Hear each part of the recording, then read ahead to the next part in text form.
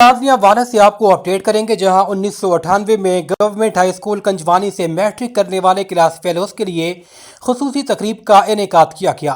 तवील अरसे के बाद तमाम दोस्त एक छत तले जमा हुए। तकरीब का एहतमाम Mohammad Parvez Shakir Baloch, area manager, state life insurance corporation of Pakistan की जानिब से किया गया। किसी ने पहली हाजिरी को याद किया, किसी ने असातिज़ा की शफ़क़त को खिराज तहसीन पेश किया, तो किसी ने स्कूल के दौर की शरारतों को याद दिलाया। तवील अरसे के बाद पुराने दोस्त मिले तो जज्बात खुद ब खुद लफ्ज़ों में ढल गए।